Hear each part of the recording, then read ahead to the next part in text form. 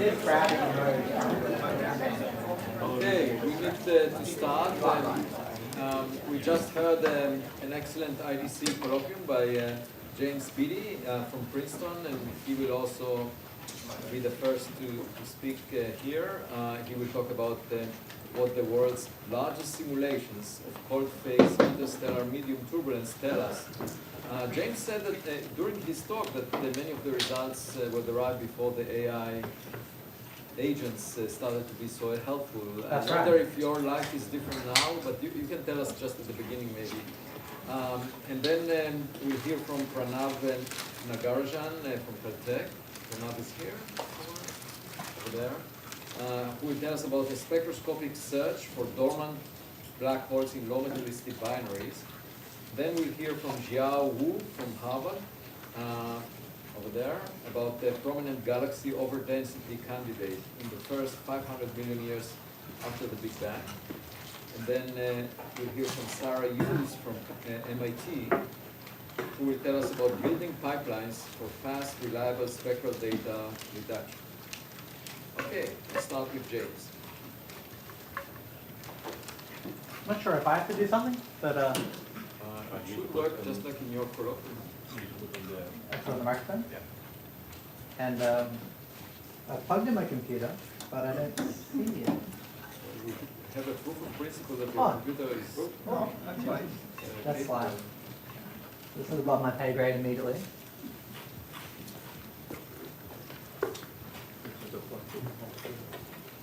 What? This was the plug that I had. Disconnected, trying to reconnect.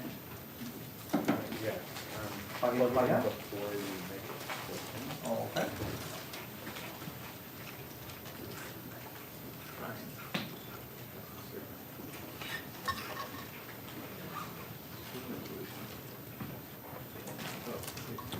Hello, hello. Hello, hello. That works. All right. Above my pay grade is up. Well.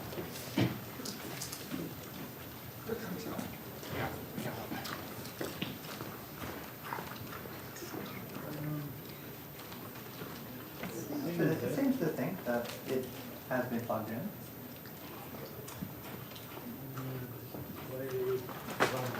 My display was mirroring. It is set to mirroring.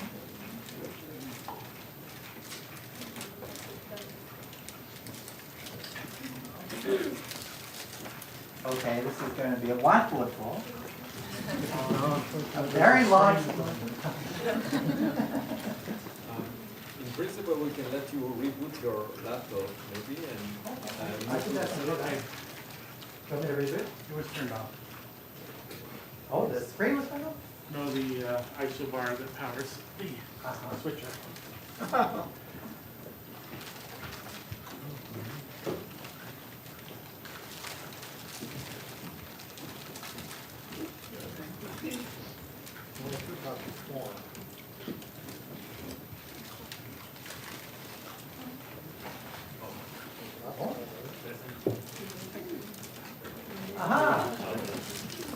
thank you. Thank you, Jen. Play. Thank you very much.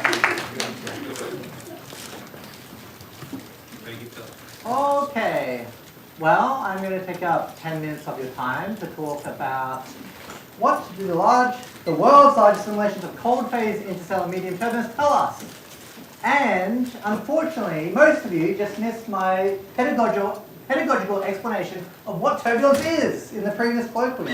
So I'm going to jump past this pedagogical explanation and get into the technical details for you all.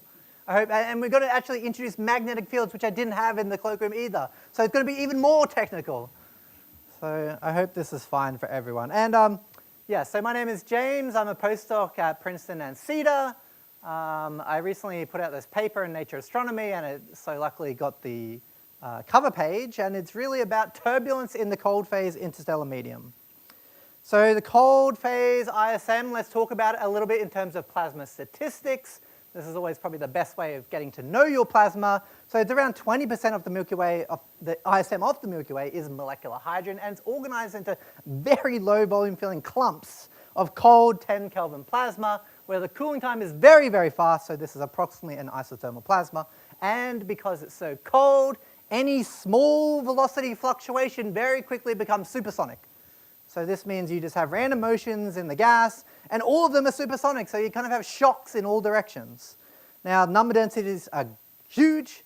You can argue about how bounded this plasma is, whether it's viral or not, but I would say it looks like that there is a large population of clumps that are weakly bounded, not viralized by their own self-gravity. It's also threaded by dynamically important magnetic fields, and we'll be talking about these in this talk. Now, what would a supersonic turbulence model predict for these clumps? Well, it would predict exactly this, the Larsen law from 1981. We're looking at non-thermal broadening of atomic and molecular line widths, and the turbulence tells us that the velocity dispersion should depend upon the scale in which you're probing in the plasma. In this case, for supersonic turbulence, it goes like L to the 1/2, which is exactly the Larsen law. Okay, so why should we care about turbulence? Well, if you're a star former, which I know many of you are here, the turbulence spectrum, whether it's k to the -2, whether it's k to the -1, changes essentially the initial mass function of stars. This is a very beautiful study by Donghee Nam at ANU.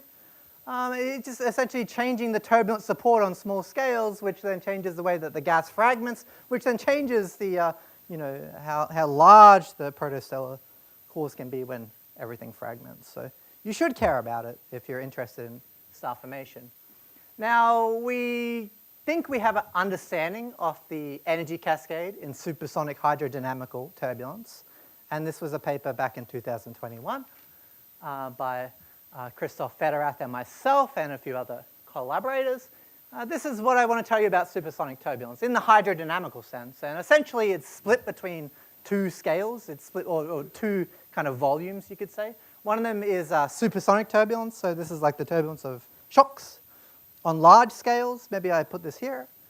So this is kind of on large scales. So we're looking at large length scales. So this is scales of essentially the blob of plasma size, which we were driving supersonically on large scales.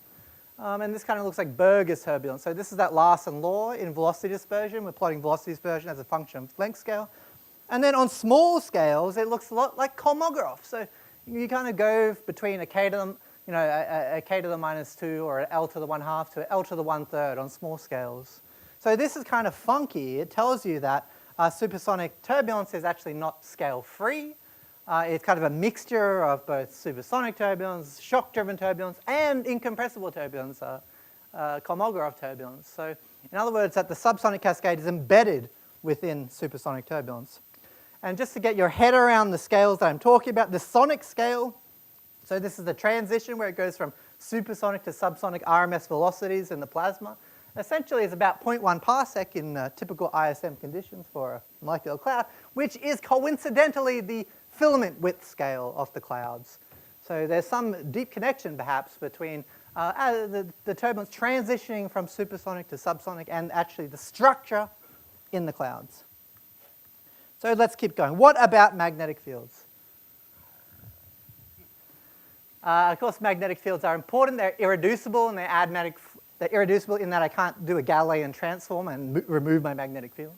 And they add magnetic flux to the cascade on all scales. This is a very beautiful Orion A in the infrared with the polarization shown over the top, showing this beautiful large-scale magnetic field threading through this filament. Now, we wanted to add magnetic fields, so that's exactly what I did in my PhD. So we're doing 10,080 cubed magnetized supersonic turbulence simulations of cold ISM plasma. And these are just big blobs of plasma at really, really high resolutions. The resolutions are so high such that we can resolve all of the turbulent modes over a broad range of wavelengths inside the simulation. And really, they're quite simple, but they become complex because they're so large. For example, this data set alone is around 4 petabytes of data that you have to handle, that you have to manipulate, that you have to compute power spectra on, blah, blah, blah, blah, blah. It's a large amount of data. I give you some plasma parameters here, but the gist is that this is supersonic on the outer scale. I'm driving supersonic turbulence on the outer scale. The cascade self-consistently develops as they move to smaller and smaller scales. The REs and RMs I can probe around 10 to the 6 if anyone's interested in the Reynolds numbers for these simulations. So the real, I guess the leap that we made that was such that we could actually simulate things on these scales is that we essentially move our code from being a double precision code, so it does all of its Riemann solves in double precision, et cetera, to a hybrid precision. So we do only the operations that we need to do in the code in double precision. Everything else is done in single precision. And this gives us a factor of 3-ish speed up from the classical version of our code. And when you have 80 million core hours on one simulation, that factor of 3 really matters. So it goes from, of course, to 240 million core hours down to 80 million core hours, which makes it a tractable simulation. And this simulation was run on 150,000 or so cores. Now, I could talk a little bit about this. I mean, I'm just going to focus really, I think, on how to run this simulation rather than the physics that's happening inside the flow, which become very technical. But the way to do this, so what I'm tracking here is the Mach number. So this is, of course, the RMS fluctuations divided by the sound speed. So really what I'm tracking here is the Mach number as a function of time in the simulations. And I'm running the simulations, and you can see they have a burn-in phase. They burn in, and as they burn in, they waste compute time. So we essentially have to grab the simulation initial conditions from when they aren't, when we're not in the burn-in phase, and interpolate those to a larger grid, and then re-simulate, then interpolate them again and re-simulate. And this is how we hierarchically go to larger and larger length scales without wasting any compute time. Here I'm showing you the same thing for the Alfvénic Mach number. So this is a measure of essentially the turbulence versus the magnetization, or you could think about it as the square root of the kinetic energy density and the magnetic energy density. And what I'm showing here is actually the magnetic field becomes quite strong. So this is Alfvénic Mach numbers 2. So Alfvénic Mach number of 2. And I should mention here, this is actually very important, and I forgot to say, the magnetic field here is not imposed by us at all. We just start with a random Gaussian field, and we let the turbulence generate the field that it wants to generate.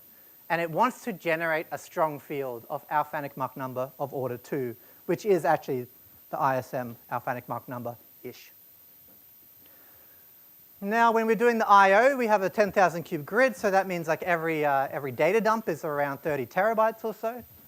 So we have to split the I/O across many processors, and essentially write off chunks of the domain. And then we do post-processing to combine these chunks of the domain into the full 3D box. Then we get to do our analysis on them. Now, there was mentioned some agentic coding tools. So I coded up this Spectra tool and all these C++ tools back when coding was done with your fingers. And this took my whole PhD, fundamentally, to get it to the point where we could do these kind of calculations on 10,000 cube simulations. Nowadays, I have my tools, I can train my agents on my tools, and they create a new tool for me on the weekend, over the weekend, right? It's actually revolutionary in that sense. But yes, I can compute large Fourier transforms of this data, which takes about 3 minutes on 50,000 compute cores. What does this data look like? Well, this is the magnetic field. You're seeing the plasma density, the mass density in the background, and then you're seeing the streamlines of the magnetic field overlaid on the plasma density. And yeah, you can see that the magnetic field that the turbulence wants to generate is full of structure, beautifully structured magnetic field. It has some very elongated, large-scale structures in the turbulence, and then lots and lots of tightly folded structures as well. Someone should do some mock observations on this data set. This is the electrical currents. So people in the cosmic ray community, very, very interested in the nature of current sheets in our galaxy. Well, the simulation is full of current sheets. So everywhere, of course, these happen when you have a folded magnetic field. Is this my timer? Well, that's beautiful. I got to show you some pictures. It's going to keep scanning a little bit. And maybe I will just jump to the spectrum, and then that's all I'll say. Tuk, tuk, tuk, tuk, tuk, tuk, tuk, tuk, tuk, tuk. I thought I just had spectrum here. Where is my... Ah, yes.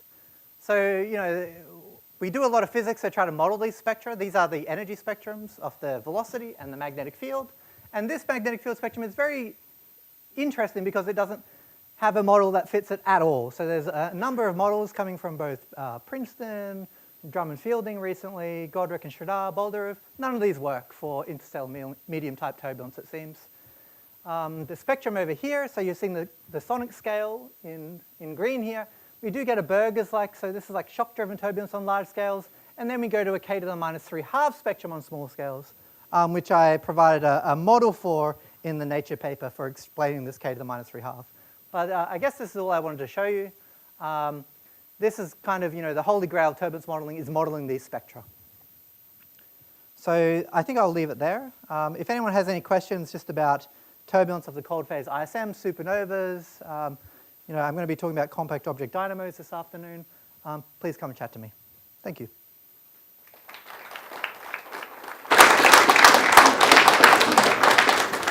So James, the equation for the vorticity is the same as the equation for the Biermann battery effect. So in principle, if you calculate the vorticity, you should be able to figure out the magnetic field growth. And wouldn't that be trivial? You don't even need to put MHD. You just do the Biermann battery. Yes, in the supernova case, I agree with you, and that's actually what I did. I estimated the Biermann field based on the local vorticity generation. This is isothermal, no Biermann, no baroclinicity. Here I'm stirring with the hand of God on large scales, and the system becomes turbulent naturally. Yeah, but you're correct. I mean, in the general case. Results or? I haven't done Biermann at this scale. I've done Biermann in little tiny boxes just because I've just implemented it 2 weeks ago. Okay, but the inverse cascade would bring it to large scales. Agreed. It's very exciting for the supernovas. Yes. So you say you found this minus 3/2 scaling there, which was from the supernova, right? Supernovas, right? In the previous talk, is it the same? You don't have supernovas in this simulation, right? So how do you? Is it a different source for this scaling? Yes. So something very interesting has happened in turbulence, and it's like God likes 3 numbers. He likes k to the minus 3 halves. He likes k to the minus 5 thirds, and he likes k to the minus 2. This simulation shows k to the minus 2 and k to the minus 3 halves for completely different reasons than my supernova show k to the minus 3 halves. The supernova has no magnetic field, and this k to the minus 3 half spectrum comes from the magnetic imprint on the spectrum. So this is just an unfortunate degeneracy of power spectrum. Yes. You can actually, and I did this, I wrote a paper, you can compute the power spectrum of Van Gogh's Starry Night. Have you seen this? So anyway, I did a turbulent analysis on Van Gogh's Starry Night, and you get k to the minus 2. So, God, that was Van Gogh. yeah, Van Gogh. Yeah, but it's not God. I mean, it's like he artistically created it. Maybe. I'm not too sure. I'm sure I could take a power spectrum off your face and it would be similar. Go ahead.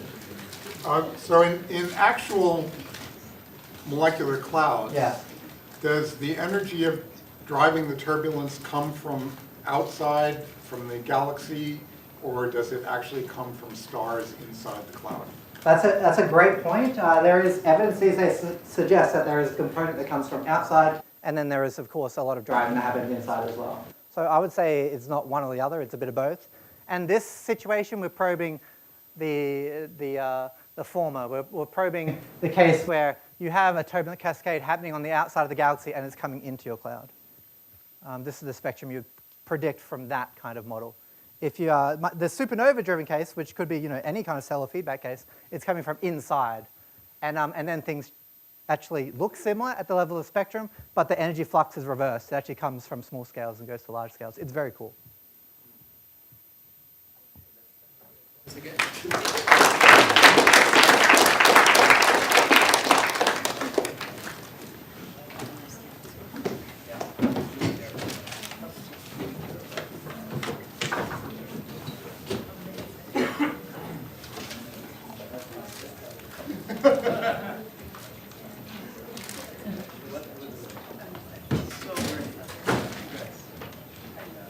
I think I've stolen the. What a nice thing to have.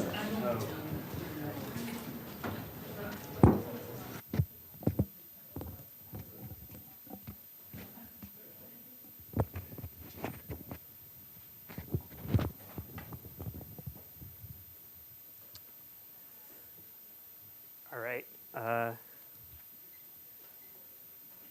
Hello, everyone. I'm Pranav Nagarajan. I'm a fourth-year PhD candidate at Caltech.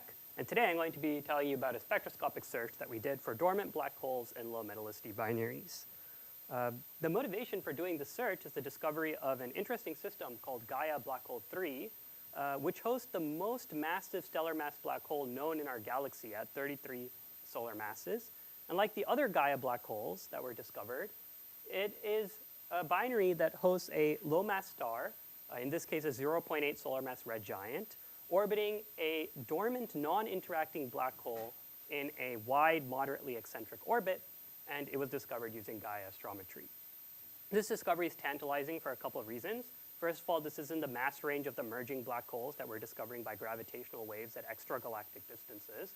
And furthermore, the red giant is quite massive, is quite metal poor in this system. So how metal poor is metal poor? Well, out of all of the giants that we know of in the solar neighborhood, only 1 in 10,000 of these red giants is as metal poor or more metal poor than the red giant in Gaia Black Hole 3.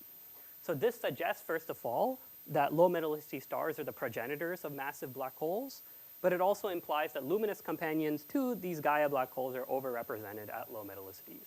Furthermore, Gaia Black Hole 3 is the second closest known stellar mass black hole to Earth, and it is relatively bright at a G-band magnitude of 11.2, and all of this suggests that there's many similar but fainter systems that are still waiting to be discovered.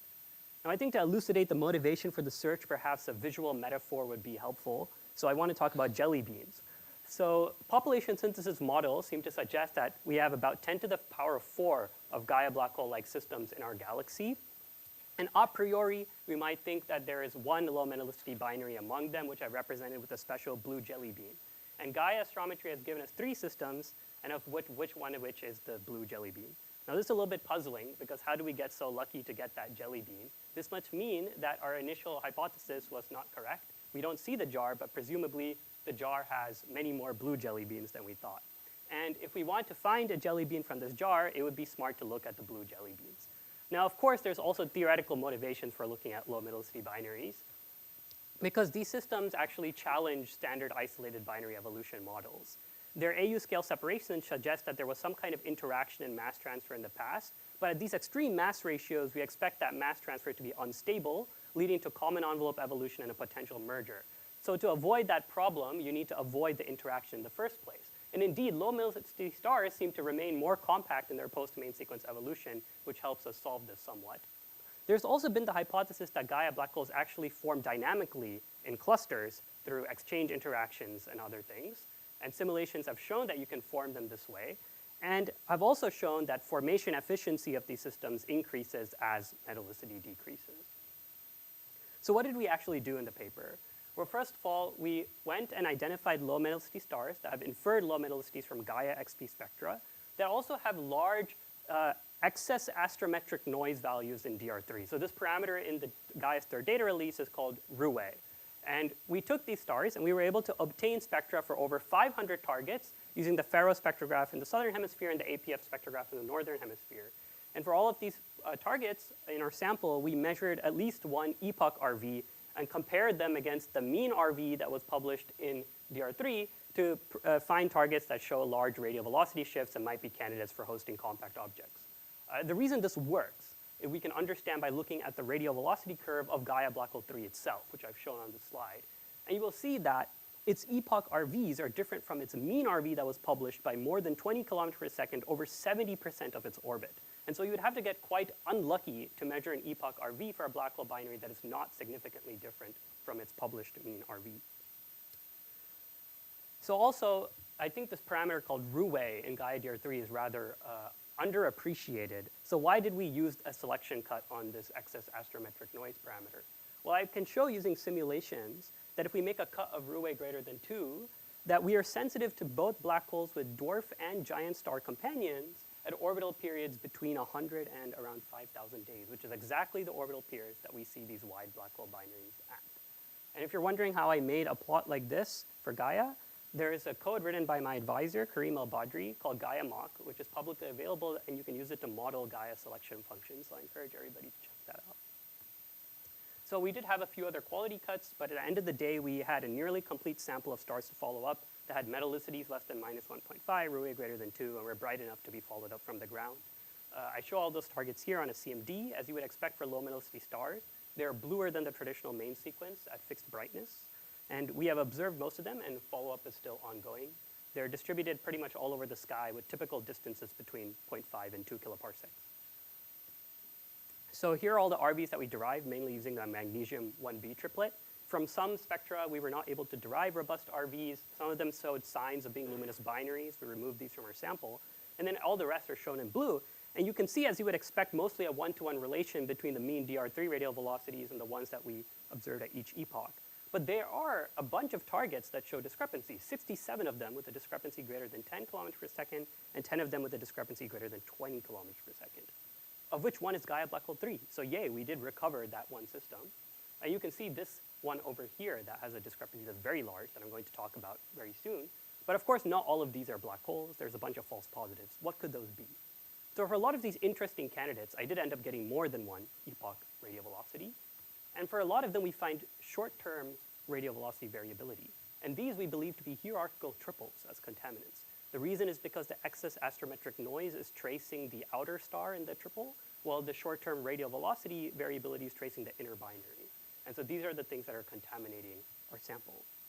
Now going back to that target that had that huge RV discrepancy, it had a discrepancy of more than 90 kilometers per second. And what we see after getting a bunch of RVs over the course of writing this paper is a slow acceleration in the radial velocities of around negative 11 kilometers per second per year. Now, assuming that the DR3 mean RV is correct, if you had to explain everything that you see, it would require some kind of orbit that is long period, high eccentricity, and high companion mass. So this could be a black hole candidate. You will notice that one of those data points is colored differently because we got a high SNR follow-up spectrum using the Mike spectrograph to see if anything was weird about this target. But there's nothing weird about this target. It is in a normal place on the CMD compared to the rest of the sample. There's nothing weird in the H alpha window of the spectrum, and we can rule out any secondaries that make significant contributions to the total light. So this will be interesting to follow up more in the future.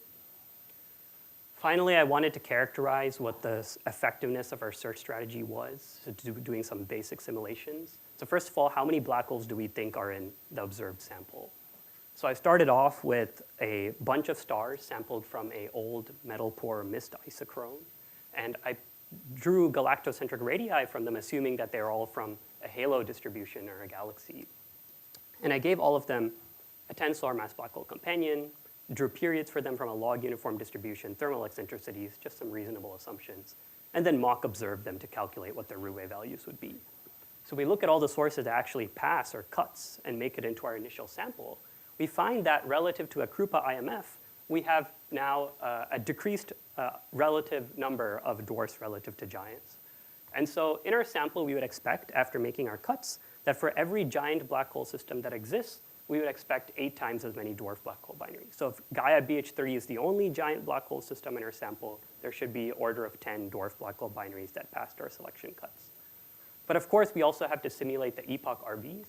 So for the ones that make it into our sample, I did exactly that as a function of orbital period and black hole mass, seeing which of those systems would actually have been identified as being interesting based on the radial velocity shift.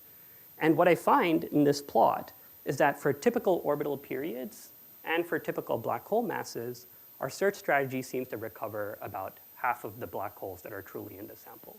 And so this would suggest that there's maybe 5 compact objects in our sample, and that would be a false positive rate of something like 93%, which you would think is high, but when you're searching for extremely rare systems like black holes, it's actually pretty decent.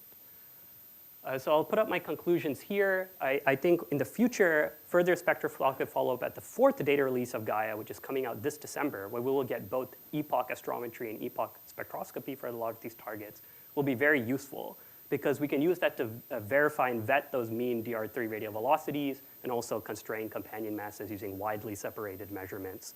And this will help us understand what the true nature of many of these interesting objects are. That QR code should take you to the paper, and thank you for listening. I'm happy to answer your questions. So now this is beautiful work, but this object, I cannot read the number. It didn't give it a name. It should be BH4. This one, you have velocity and acceleration, right? You mentioned a rate of drift of the velocity, right? That's the black hole candidate. The black hole candidate, that's what I'm talking about. Yeah. Yeah, so this black hole candidate, you have velocity and acceleration.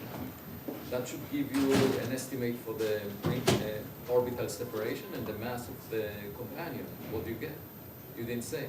Yeah, we tried to do an orbital fit, but we just don't have the time baseline yet with those RVs. There's still a lot of uncertainty in the fits that we get from the posterior. So I cannot say with any kind of real statistical certainty.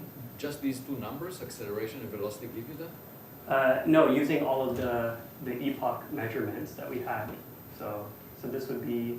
But you should, assuming, let's say, a circular orbit, you should get the mass and orbital separation, right? Yeah, so the idea is, okay, so doing that acceleration is kind of taking like where these points are and then where the later points are and then seeing how that changed over this time scale in which we follow them up. Let's see where the mean RV is, right? So for any orbits that you could use to fit this, it would have to slowly drift down like this, and later on we have to really go back like all the way up and then come down. And so this kind of time scale is not enough to get a robust fit to an orbit that satisfies all of those things. You get a lot of, like the curves in the posterior, there's still a lot of uncertainty. Is it like 10 solar mass or 100 or whatever? It's in the black hole mass range. You require something that's above the maximum mass of a neutron star, but I cannot give you any like specific number. And what's the separation? Are we doing AU or? Yeah, AU scales, long orbital periods, and it has to AU have scale in 10 solar mass kind of mass. Yeah, this is why I think it's a Gaia black hole candidate, but the numbers get uncertain. It's uncertain. Okay. Thank you. Any questions? I was just curious because you mentioned Mike at some point. Has there been much detailed spectroscopic sort of abundance analysis of any of these companions so far? And if they are sort of progenitors, as they say, there might be some interesting trends there. So that was the only target for which we got a Mike follow-up spectrum. We haven't done any detailed abundance analysis other than just comparing it against other similar. The other spectra are sort of good enough. No, yeah, they just have inferred metallicities from their low resolution Gaia XP spectra. Okay. Yes. And needless to say that not much accretion is expected by the black holes as a result of the wind from the companion, right? Probably not. Because we don't see X-rays now. No, Gaia Black Hole 3, there have been observations, but we don't see any of that yet. So is it correct that the Gaia people should be able to find this because they have a longer baseline of the observation? Sorry, can you repeat? So the Gaia people that have like epoch history or RV data, are they able to find these confirmed black holes? So they have a longer baseline. So Gaia Black Hole 3 was discovered in DR4 pre-release astrometry, so they did have the epoch measurements, and they show how they did the fit and also provide some code for that. And so right now in DR3 we don't have that. We don't know of any other black hole candidates other than BH1 and BH2, which were discovered in DR3. In DR4, everybody will have access to epoch astrometry. So I'm not sure if I answered your question. Yeah, I think the Gaia people have the full data set. The full data Yeah, set. they have the full data set. I think when DR4 is published, they may also publish some black hole candidates right off the bat, but I am not part of the bat collaboration. That candidate. So they might know the answer. That's that was. they already know the answer. Yeah, sure. Many objects in the sample, because of the increased time baseline, might get orbital solutions in DR4 that they didn't get in DR3. But I don't know the answer. Do they know about your work, or? I'm sure they've seen things. Because they can scoop. They can scoop you if they know about it.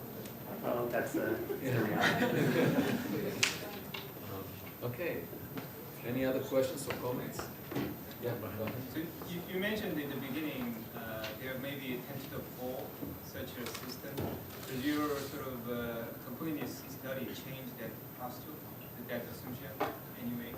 So the 10 to the 4 estimate comes from taking like a population synthesis model. So in earlier work I did, there's like a model that assumes that Gaia black holes are created dynamically.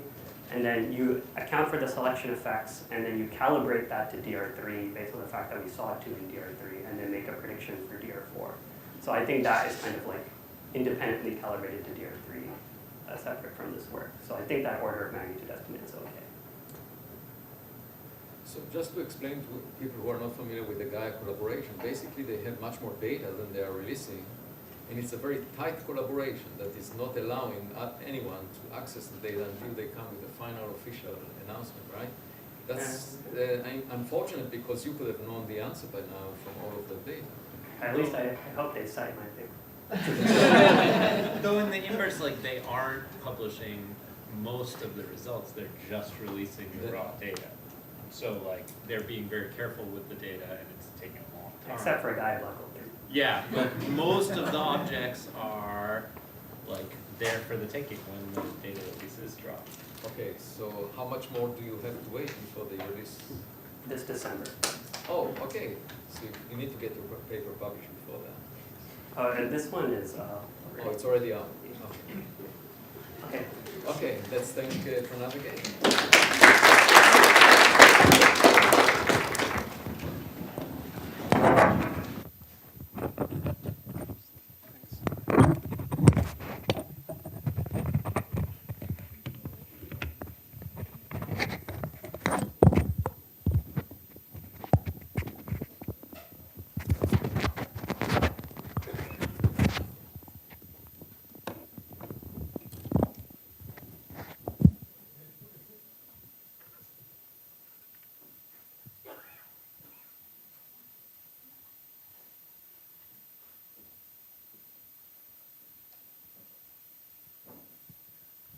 Okay, hi everyone. I'm Zihao. I'm a third-year PhD candidate here in Harvard, and I will talk about a discovery of a galaxy overdensity candidate at redshift 10.5. And the figure on the right is a spatial distribution of all the galaxies within this overdensity. Let me start with the basic motivation of why we see the overdensity at high redshift. We know that the first galaxies form from high-density peaks of the primordial perturbation, and the peaks are not isolated. As you can see from the figure below, many of the peaks are clustered, and the higher peaks are usually even more strongly clustered. So, we would expect that many of the first galaxies should reside in overdensity environments. And such kind of overdensity are likely the seed of the galaxy clusters we see nowadays. And the first galaxy have now been observed by JWST. And it found abundant of galaxies above redshift 10, which is within 500 million years after the Big Bang, which is a short time scale in the standard of the cosmology. And however, most of the galaxies discovered so far, as you show on the right, they appear to be isolated, and there have not been any significant overdensity being discovered. And there are some hints already. GNZ 11, which is mostly discussed, likely have a protocluster surrounding it, but the significance is not very high, so it remains to be confirmed. But here, from the deep survey of the jades, which observed the good south field, we found a very significant overdensity at redshift 10.5 in the good south field. And here is our key figure of this talk.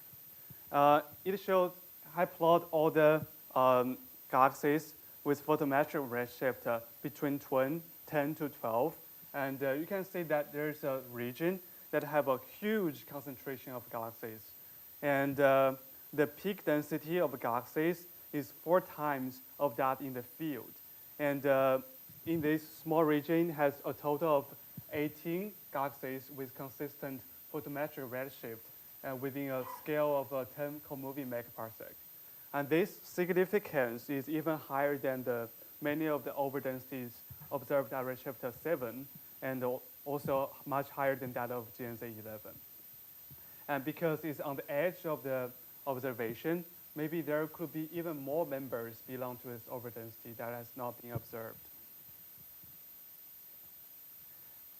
This overdensity is not an artifact of any selection, because the jades field have a nearly uniform depth across the whole region, and the overdensity over there is neither deeper or shallower than most of the field. And second, the photometric redshift is very robust because we have is from the Lambda alpha dropout, and the non-detection significance is very high blueward of the Lambda alpha dropout. And low redshift interloper is not likely because like Balmer break galaxies cannot produce a break like this. So let's zoom in into the region and see the properties of those galaxies. And as you can see that many of the galaxies have like a subcomponent or merger surrounding them, and this feature of perturbation is larger than that observed in the field, which may suggest enhanced interactions in the overdensity environment.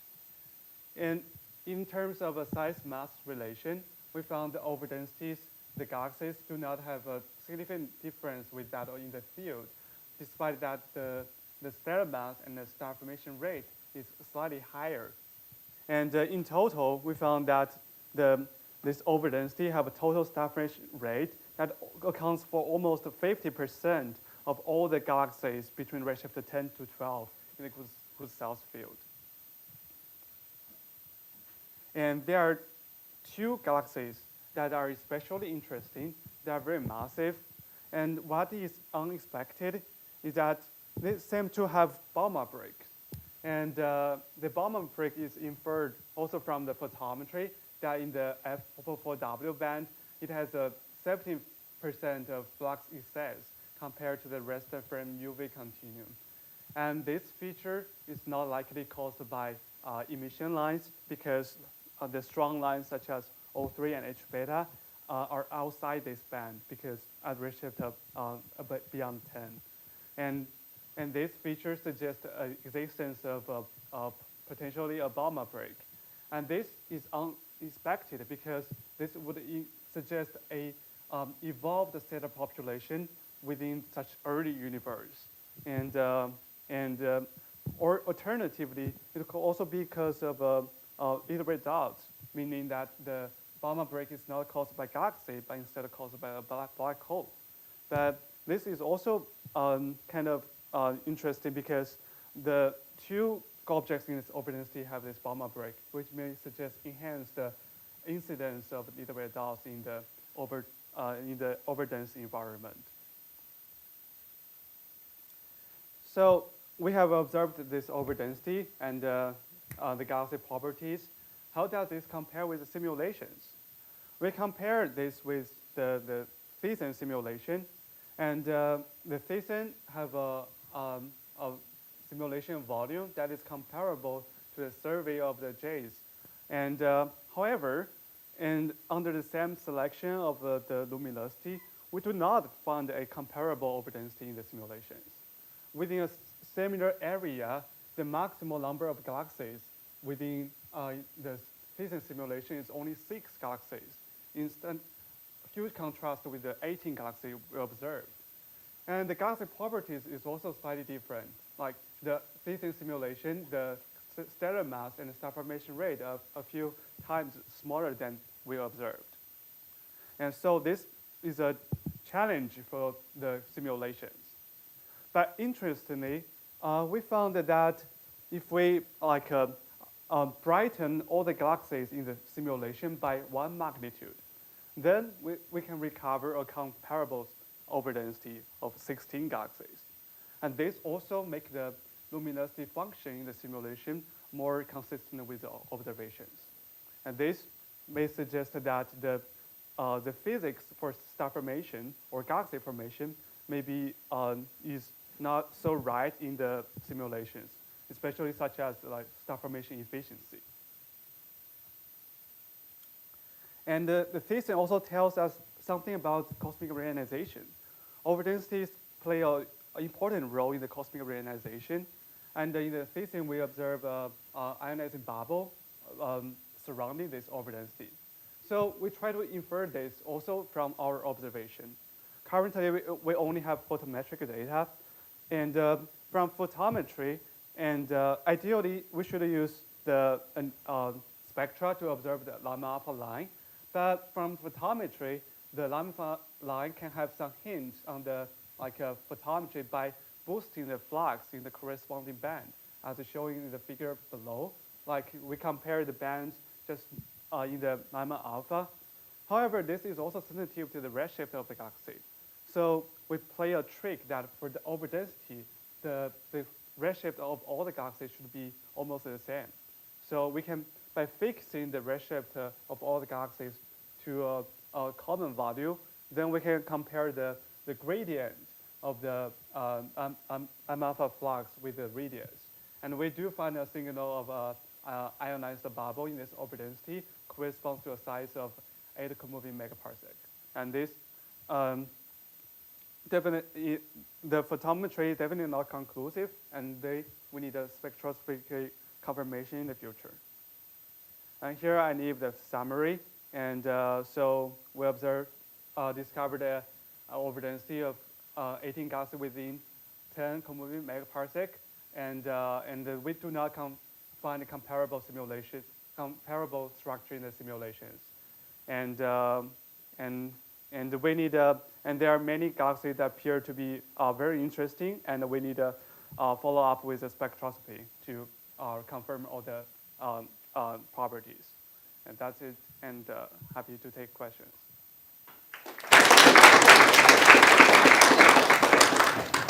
So, Xiao, maybe it's not the star formation rate you said that could explain the brightening by 1 magnitude. It could be simply be that you make population 3 stars, and that's it. You make the same number of stars, the mass function is tilted towards more massive stars, and then you get more UV, and that's it.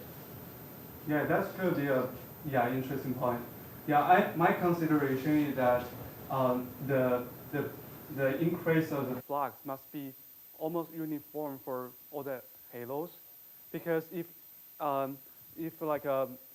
just make the star formation because we see the clustering signal, if we boost the flux not uniformly between small halos and the large halos, they will decrease the clustering signal.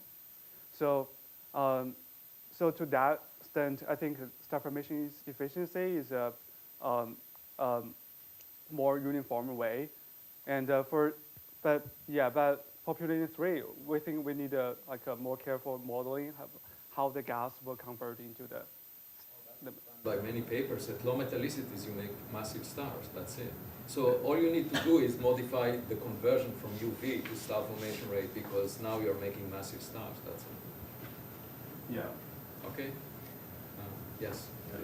It's awesome. Apart from I have another explanation of that. It's maybe star formation is bursty. Right? Yeah.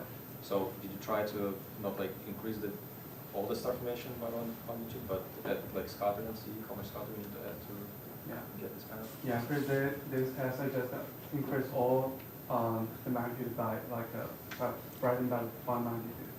I think for bursty, it maybe will make the smaller halos easier to be observed. And in that case, the cluster signal may be decreased because the low mass halos are less clustered. And so, yeah. So in principle, it can still be more bursty star formation as opposed to more efficient star formation. Yeah, I mean, bursty may prevent us from observing this object because it will decrease the clustering signal. Oh, Any other questions? I'm interested just by eye in the fact that kind of spherical, or circular at least on the sky, and is that interesting, and does that represent that this is a bound virialized structure? My understanding is, even at much more moderate redshifts, protoclusters aren't necessarily fully virialized, they're still falling together, that sort of thing. So. Yeah. Do we know that? How would we test that? Yeah, it is not realized at that time because at that time the halo radius is very small, so the whole system is not gravitationally bounded. Okay, so it's should I think of it more as an alignment that will eventually become gravitationally bound? Yeah, it will. Okay. Yeah, it will likely be as the system collapse. It may finally be gravitationally bounded, but at this epoch, it's just from the primordial structures. Yeah. Okay. So it's before a protocluster. Yeah. When a pre-cluster. A cluster is possible to test because you get the finger of God. You get the redshift space distortion. which I guess you don't have here. Yeah. You don't have elongation in redshift. Currently we don't have a spectroscopy redshift, so we don't know that. Oh, you don't? Yeah. Okay. Thanks for explaining. Yes, go ahead, Tony. So in the spectral energy density of galaxies at the long wavelength, if there's dust, there's the 100 micron peak, right? And at these high redshifts, the 100 micron peak gets shifted into the millimeter, and it becomes an annoying foreground to cosmic microwave background observations. And there are lots of such things detected in the cosmic microwave background data, and nobody's looking at them very much because they're merely an annoying foreground. So that's a way to find lots and lots of these things, because of course the whole sky has been done in CMB data. So what Tony is trying to say is that some person's trash is another person's treasure. Yeah. And for you, it might be actually quite interesting to check. Yeah, sounds very interesting. Yeah. Okay, let's thank Zihao again.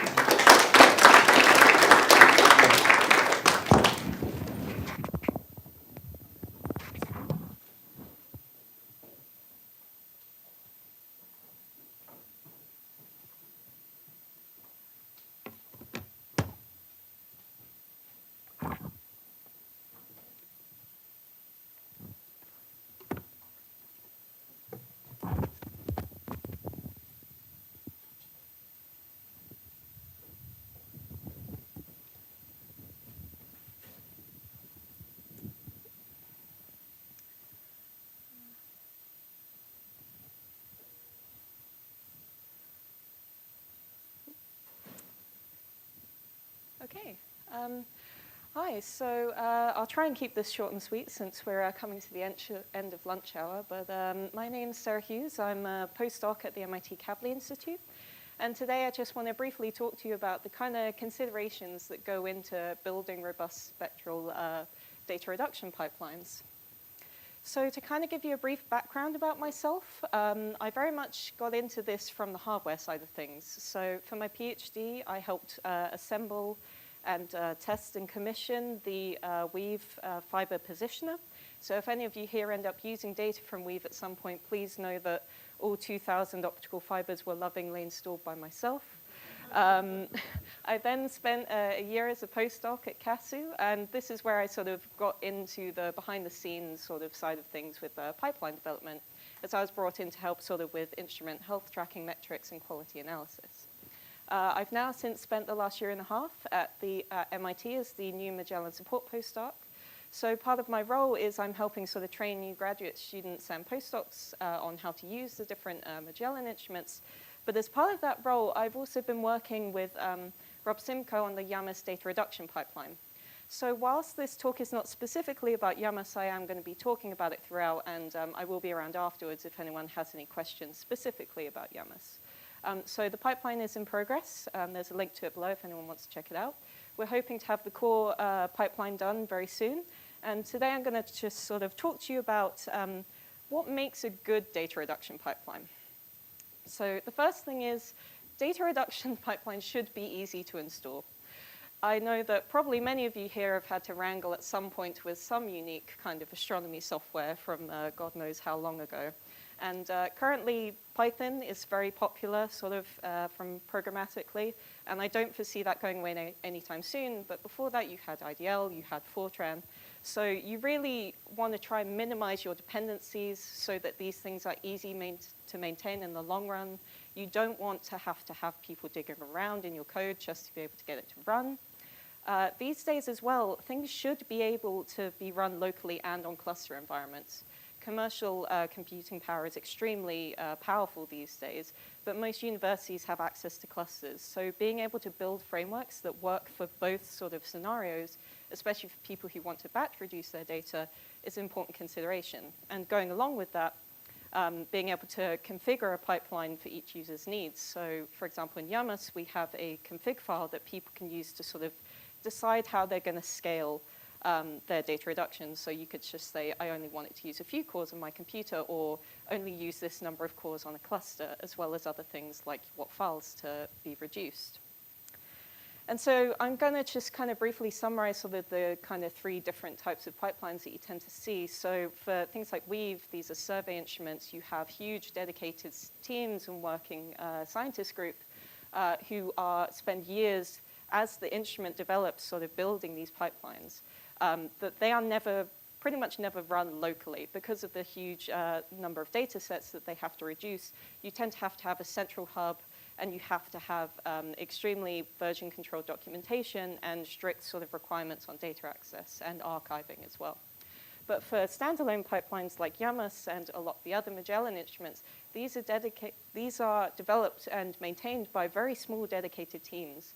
So it's very important to try and make sure that no knowledge is lost as people sort of move on and things like that. But also, you have to bear in mind that users are going to be running their data reduction locally, so there's going to have to be more support offered.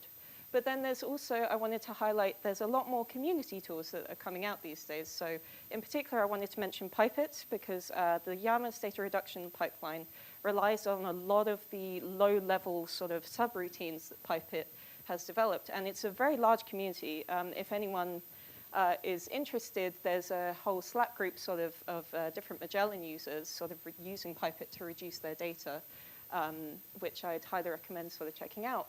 But the problem as well with these community sort of tools is that they are, because they don't have necessarily a specific instrument in mind, they miss out on key optimization sort of areas that need to be taken into consideration, because every instrument is unique and has sort of weird quirks to it. And so to this end, I'm kind of giving you a brief overview of what is in an IFU data reduction pipeline. Each one kind of uses the same key steps, though there are some different flavors of things involved in here. And I just kind of want to highlight basic things like bias and dark subtraction are very easy to implement. Things like cosmic ray rejection programs are very reusable. We try to avoid reinventing the wheel wherever we can, because we want to, a cosmic ray on a CCD looks the same sort of on a lot of different CCDs. So you don't need to necessarily spend time writing your own custom routine for that. But 2 areas where it does matter are things like with your tracing and your flat fielding in particular. So for example, with the flat fielding for Weave, there's a lot of fibers overlap. So you have to really carefully map your PSF and your spectral trace for your fibers. Whereas for something like Yamas, you've got much clearer separation, so it's a lot easier to generate your traces. But then you also have things like you have to be a lot more careful when you're taking your calibration frames. So this is kind of a brief summary of the recommended calibrations we suggest people take with Yamas. This is a lot more automated now because we have a new observing gate, so a lot of this is done for the user in the afternoon with a few simple buttons. But what I want to highlight here is that you cannot, for Yamas, use the same flat field images across all 3 color channels. If you want to get enough signal in your blue, you are always going to oversaturate in the red. And so that's something that the framework needs to be able to handle and process, and it needs to know what image extension is going where and sort of how many fibers it should be tracing. So we have a saying in pipeline development, which is garbage in, garbage out. So even with the sort of most well-designed sort of data reduction frameworks, if your data isn't very good, unfortunately, we're not always going to be able to save it. But what we can do is we can try and validate this data as it's coming through and flag issues to the user. So for example, sometimes data gets corrupted or is missing from the header files, or you don't even have the right number of image extensions. And so these are steps that we do along the way. And as I mentioned earlier, do your calibration frames give you the right number of fibers? These are kind of basic checks that need to be done as you go along. And one thing is as well is that, especially for the standalone pipelines, is there should be better ways of providing QA feedback as well. So for big survey pipelines, normally users can apply flags to individual data So for example, I was involved in some of the early stages of the Moon's pipeline with the human validation, and they were designing a system where they could look at a galaxy spectrum and see, is this redshift completely off, or is it sensible? And then that gets propagated down as well. But what happens when your instrument breaks? And this happens more often than you would think. So during my PhD, when we were shipping weave, unfortunately, there was some damage to the fiber systems, and we spent many months trying to repair them. But this diagram here is kind of flagging the different regions in which fibers were taken out, essentially. And that has knock-on effects for things like your survey planning. If you've got a whole region of the field that's not accessible anymore, that's going to start imprinting selection effects into your surveys. For Yamas, unfortunately, at the moment, 2 of our blue cameras are currently been sent off for repair. We are hoping in the next couple of months they will be back, but this isn't something that we anticipated. So I'm trying to currently design a non-invasive way that we can handle this within the pipeline without sort of having to dig in or create a new sort of routine from scratch. But our current sort of advice for anyone who's interested in observing with Yamas is to take sort of offset observations if you really need these regions in the blue.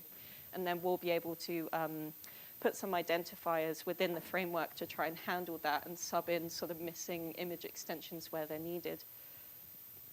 I'm just also going to briefly flag up all the people I've been trying to help reduce their data with Yamas, but everyone is using it for really different use cases.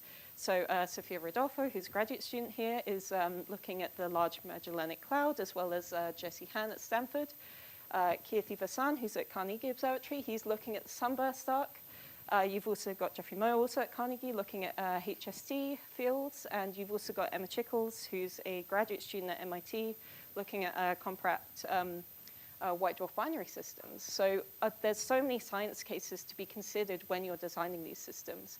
And there's sort of certain points that they really need to be factored in. Going back to sort of the diagram I was showing you earlier, a lot of them are the same, but for example, someone like Sophia who's doing tiling needs to be a lot more careful about her sky subtraction than, say, someone who's looking at an individual source in their field. So with that in mind, we're currently trying to, I'll try and be quick, trying to design a few different ways people can choose to sky subtract their data, whether that's with custom maps, if they have to slew and take separate sky exposures and send that in. And we also are aware that people are dithering and want to start stacking cubes. So we're hoping in the longer term to be able to add support for that. But one thing that I've also tried to bear in mind when sort of designing our data products is we're aware that people are going to also want to be doing sort of more of their own detailed analysis with this.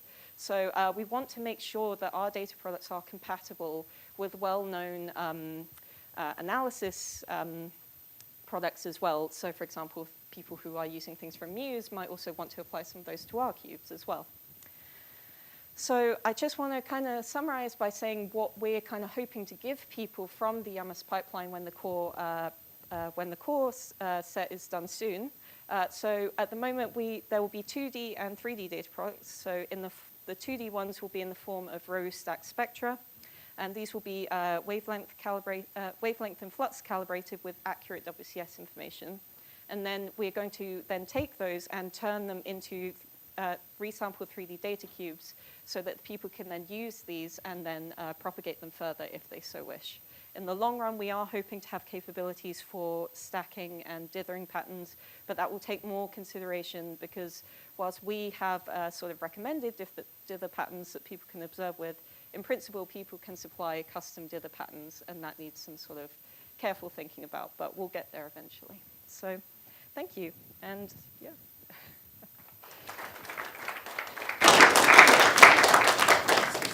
Is LAMAS an abbreviation for something? Yes, large lens-lit array. Oh God, what's it? Magellan spectrograph. That's the one. Yes. Okay. So yes. And we like your image of a llama. That was actually Danielle who made that look. Okay. Questions, comments. Looks like everything was clear. That's good. That's a compliment. Okay. Thank you so much, Sarah.